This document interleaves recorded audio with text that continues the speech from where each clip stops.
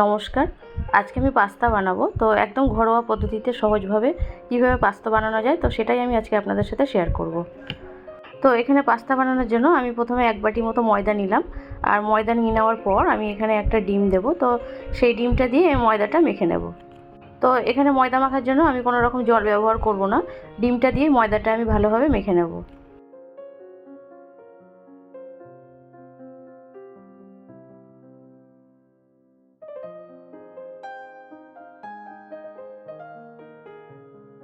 তো এইভাবে হাত দিয়ে আমি ময়দাটা আস্তে আস্তে করে মেখে নেব আর একটা স্মুথ ডো তৈরি করে নেব।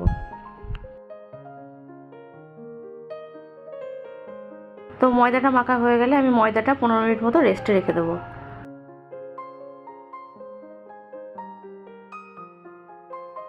15 মিনিট রেস্টে রাখার পর আমি ময়দার লেচিটা নিয়ে আবারও হাত দিয়ে ভালোভাবে মেখে নেব। আর মেখে নেওয়ার পর সেখান থেকে আমি ছোট ছোট করে লেচি কেটে নেব।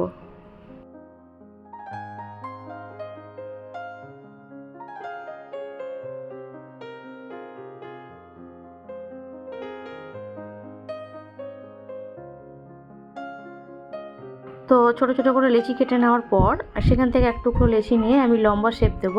আর লম্বা শেপ দেওয়ার পর চাকু দিয়ে ছোট ছোট করে লেচি কেটে নেব।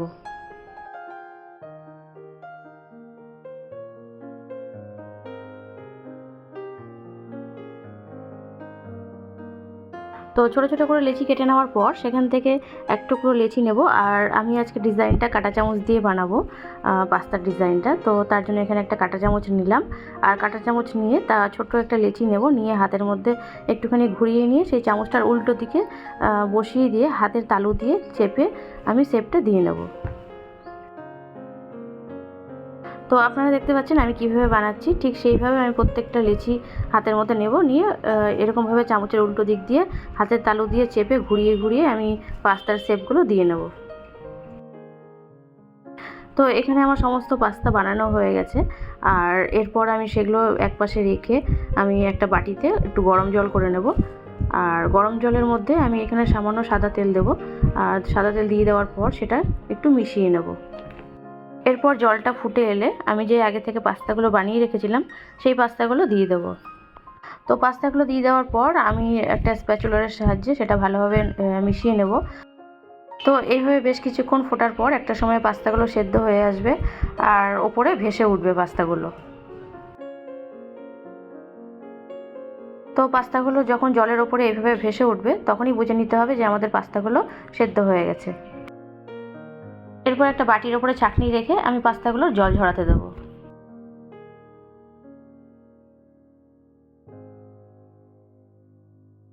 এরপর একটা কড়াইয়ে আমি পরিমাণ মতো সাদা তেল দেবো।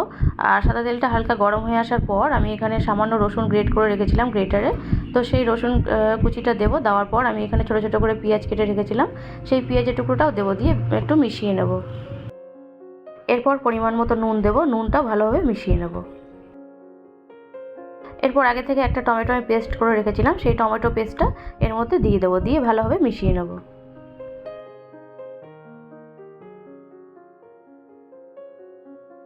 টমেটো পেস্ট ভালোভাবে মিশে গেলে আমি এখানে ছোটো ছোটো করে গাজর কেটে রেখেছিলাম, তো সেই গাজরের টুকরো আর একটু বড় সাইজের পেঁয়াজ কেটে রেখেছিলাম, তো সেই পেঁয়াজের টুকরোগুলো দিয়ে আমি ভালোভাবে আবারও মিশিয়ে নেব। এরপর আমি এখানে দুটো কাঁচা লঙ্কা কেটে রেখেছিলাম ছোটো ছোটো করে, সেই কাঁচা লঙ্কার টুকরোগুলোও দিয়ে দেবো, দিয়ে আরেকটুখানি মিশিয়ে নেব। মিশিয়ে নেওয়ার পর এখানে আমি একটু লঙ্কার গুঁড়ো দিলাম, তো সেটা আপনারা ঝাল পছন্দ করলে দেবেন, না হলে নাও দিতে পারেন।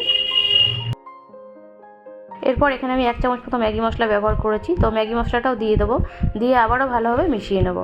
আর পুরোটা ভালোভাবে মিশে গেলে আমি এখানে কিছুটা ক্যাপসিকাম কেটে রেখেছিলাম, তো সেই ক্যাপসিকামটাও দেবো, দিয়ে ভালোভাবে আবারও মিশিয়ে নেব। এরপর এখানে সামান্য পরিমাণে টমেটো কেচাপ দেবো। আর টমেটো কেচাপ দেওয়ার পর আমি আগে থেকে যে পাস্তাগুলো সেদ্ধ করে রেখেছিলাম সেই পাস্তাগুলো দিয়ে দেবো।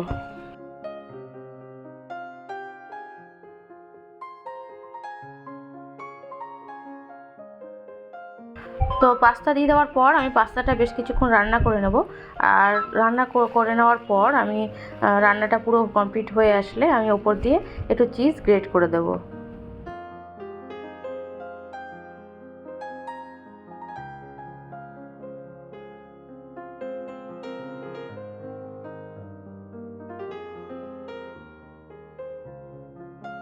তো পাস্তার উপর দিয়ে চিজ দিয়ে দেওয়ার পর আমি এটা লো স্টিমে 2 থেকে 3 মিনিট মতো আরও রান্না হতে দেবো।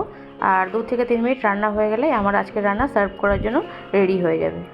তো এইভাবে খুব সহজেই ঘরে পাস্তা বানিয়ে নেওয়া যায়। আর অবশ্যই আপনারা একবার পারলে ট্রাই করে দেখবেন। আমাদের তো ভীষণ ভালো লেগেছে, আশা করি আপনাদেরও ভালো লাগবে। আর আপনারা সবাই ভালো থাকবেন, সুস্থ থাকবেন। ধন্যবাদ।